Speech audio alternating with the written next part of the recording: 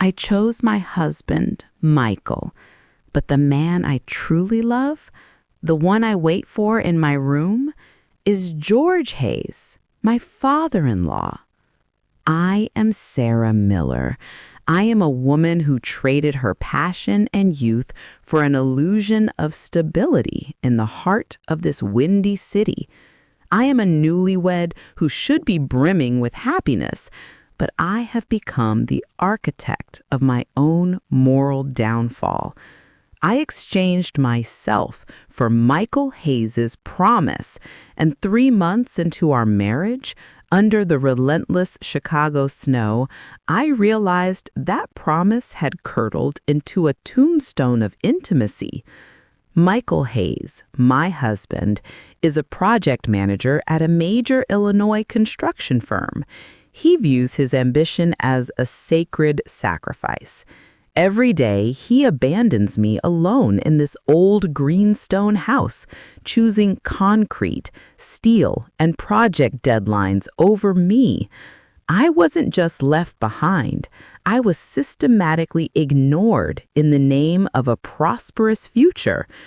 "Just 3 more months, honey," he'd text in cold, short messages, repeating a mantra that now felt like a curse. He promised me early retirement and a bigger house. I didn't want any of it. I just wanted my husband beside me. I just craved a warm embrace on a piercing cold Chicago night. Michael returned, if he returned at all, with a rigid body smelling of exhaustion and job site dust. The fatigue made him blind. When he did come home, he would devour the elaborate breakfast I made, Belgian waffles, eggs Benedict, a desperate plea for his attention, only to collapse instantly, his back turned to me.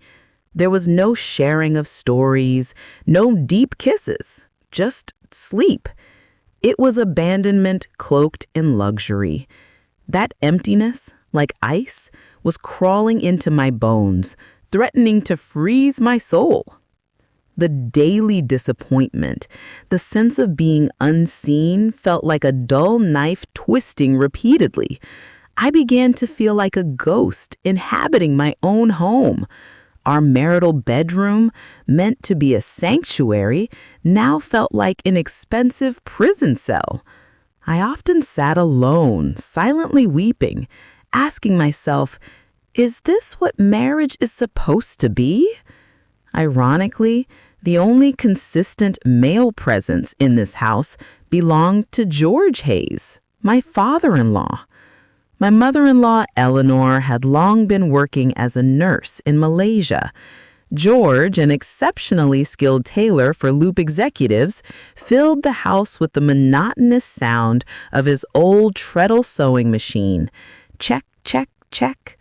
That sound was the melody of my despair and loneliness. Initially, I kept my distance. George was a quiet, formal, and dignified man. His gray eyes often looked tired and distant. We only exchanged words during meals, always maintaining a strict formality. But that loneliness couldn't be solved with formality. It was a visceral hunger, a deep need for human connection.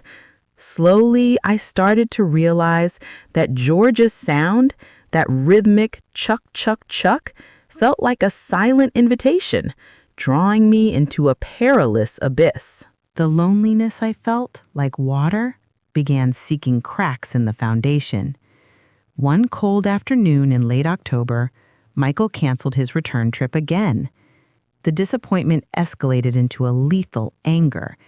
I stood at the doorway of George's workspace carrying a steaming glass of Earl Grey tea. I knew this wasn't just about the tea. It was a desperate attempt to find warmth. I took a seat on the wooden chair next to him. George Hayes lifted his head. Those tired eyes looked at me, and what I saw wasn't judgment, but devastating understanding. He offered a genuine smile. He accepted the tea and immediately turned off his sewing machine. The check, check, check stopped. The sudden silence felt heavy, yet surprisingly comforting. George began to speak. He spoke of Sicily, his immigration, and how he learned the tailoring trade. I listened intently. I realized something shocking. George Hayes possessed an emotional depth that Michael had completely discarded.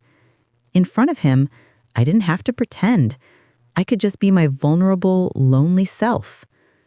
Michael, he's exactly like his grandfather, he said, his eyes fixed on a distant memory. Focused, ambitious, but sometimes he forgets that life isn't just about concrete. It's also about fabric. Fabric is gentle, Sarah. It must be handled carefully. If you pull it too hard, it tears.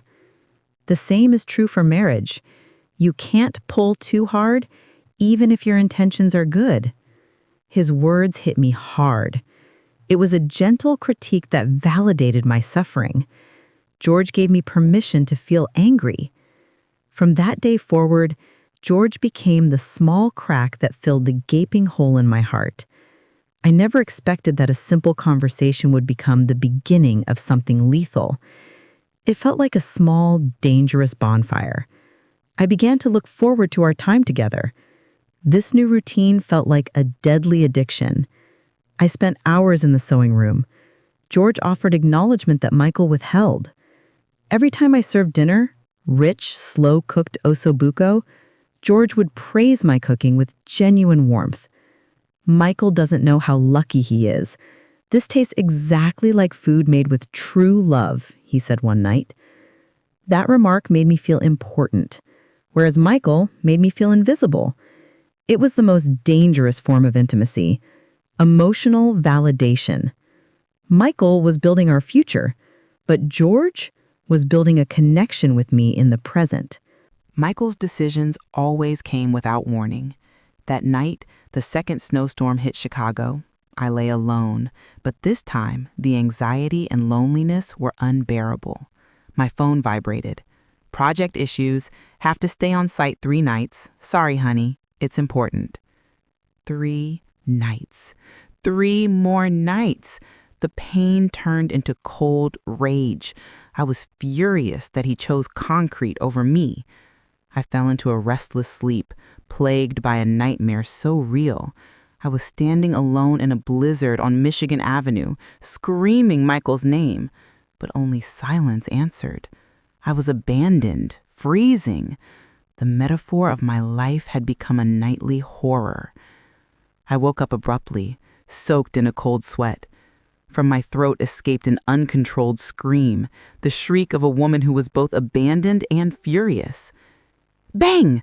My bedroom door flew open. George Hayes rushed in, his face white with alarm. Sarah, what is it? Are you all right? He demanded. I could only sob, shaking violently. George sat down on the edge of the bed. He didn't judge. He just patted my shoulder gently. Calm, my dear. Calm. Everything is fine. I'm here. He called me my dear, a word that should have been spoken by Michael. His warm hand touched me. It was a fatherly touch, but to a woman starved of affection, it felt like paradise. My fear slowly subsided.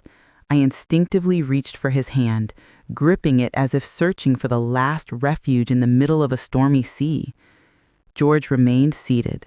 I couldn't bear for him to leave. I couldn't face that darkness again. Stay with me tonight, Father, I pleaded softly, begging. I'm scared to be alone, please.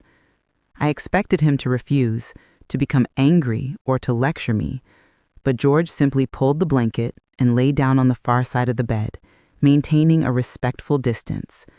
Yet that distance was merely an illusion. I shifted closer. I sought his warmth. Without consciously deciding, I embraced him. I hugged him as if he were my last lifeline in the middle of a stormy sea. To my surprise, he didn't pull away. He responded with a strong, warm embrace full of understanding. My heart pounded against his chest. It was absolute intimacy, not passion, but a profound comfort. I knew we had just crossed the thin line. George Hayes was my father-in-law, and I was holding him in my marital bed. I felt the tremor in his body, and I knew he felt this forbidden bond too. The next morning, I woke up early, bathed in the lingering warmth of George's embrace. I felt despicable, but simultaneously, I felt a peace I hadn't known since marrying Michael. George and I locked eyes. The silence was thick, saturated with a shared secret that bound us. "I'm sorry if I caused trouble last night," I whispered. He offered a faint smile. "It's all right, Sarah. I understand. You needed company." George granted me permission to be comforted. That warmth felt more real than the marriage vows I had taken. I began to anticipate the next night. I began to hope Michael wouldn't come home. I knew we were walking a dangerous path, but I didn't want to stop. Our relationship became increasingly difficult to conceal. I spent countless hours in George's sewing room. As George guided my hand over a piece of tweed fabric, I could feel a closeness that made my heart race. It was an unspoken language, a secret dance. Michael, in his exhaustion, failed to notice the change. He was too consumed by his work. "I'm glad you and Dad are close," he said one morning. "The house isn't too lonely for you, right?" I forced a smile. Michael, in his innocence and the fatigue of his love, had indirectly given us his blessing to continue this forbidden affair. I felt disgusted with myself for being able to lie so smoothly. One evening, while we were talking in my room, George stroked my hair. The touch sent an electric jolt through me. We stared at each other. I leaned my head on his shoulder. All rationality dissolved. The embrace returned, tighter this time. "I know this is wrong," I whispered, my voice trembling. George inhaled sharply. "I know too, Sarah, but why does it feel so right? We are both lonely. We just found the wrong place to shelter." That sentence provided my final justification. We were two wounded souls healing each other in a forbidden way. After that night, we no longer restricted ourselves. The intimacy went further. George gave me the passion and sense of being cherished that Michael had neglected. I hated myself, but simultaneously I couldn't pull away. I used the argument of Michael's absence as my shield. Yet one afternoon, I found an old photo of George with a beautiful woman. "That's the past," he said. But I saw a deeply concealed wound in his eyes. I realized George wasn't just seeking comfort. He was looking for a replacement for something lost. That night, he whispered in my ear, "You make me feel alive again, Sarah. You remind me of the passion that was once lost." I was touched. I wasn't just filling George's void. I was his last emotional anchor.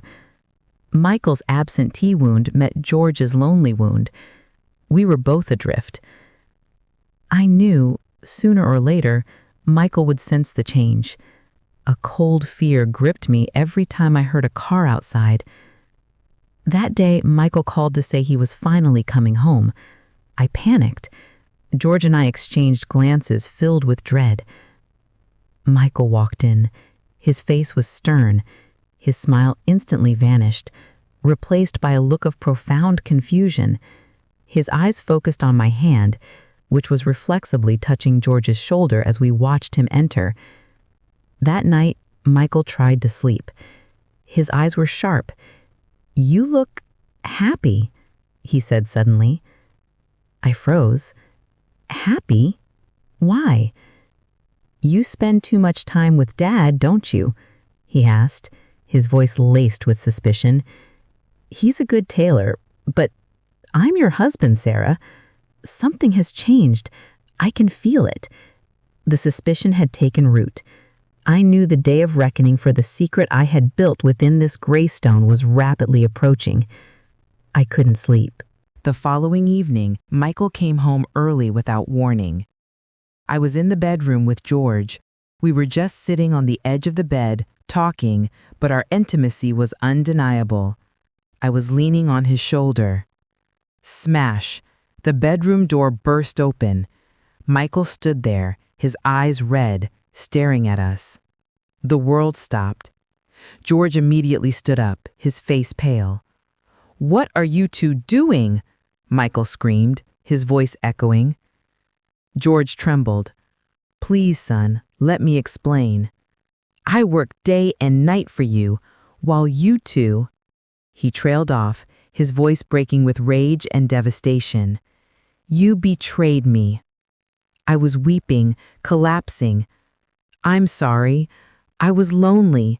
I needed you, Michael, but you were always so far away." Michael pushed my hand away. "I can't trust you anymore, Sarah. You destroyed me." Michael looked at his father with profound hatred. That night, Michael stormed out of the house, leaving us in a slapping silence. Michael didn't return for a week. George and I lived in suffocating quiet. We both knew there was no turning back. Finally, Michael came home demanding a final clarity. "I cannot live with this betrayal," he said. "If you choose him, then you are no longer my wife." I was silent, my chest convulsing. I saw Michael, the man I loved, but then I saw George, the man who gave me warmth. I knew if I returned to Michael, I would return to the loneliness that was killing my soul. In a hoarse voice, I said, "I choose George." Michael looked at me with a shattered expression, then stood up. "I hope you are happy, Sarah," he said, his voice filled with hurt. "I hope you never experience the loneliness I feel right now." A few days later, our divorce was finalized. I had abandoned my marriage for a man I should never have loved. A few weeks after the divorce, George sat in his sewing room and revealed his final secret. He said, "I've actually wanted to go to Malaysia to join Eleanor for a long time, but ever since you arrived, Sarah, I felt I had a reason to stay. I didn't want to be lonely anymore." I was stunned. I realized George was a tailor skilled at mending fabric, but he had failed to mend his own marriage. He was only seeking warmth, just like me. I wasn't just filling George's void, I was his last anchor. Now I live with him. The world may judge, but I feel more alive than ever before. I don't know if this is true love or just two wounds meeting wounds seeking shelter in the cold Chicago air. I only know that I chose this painful reality.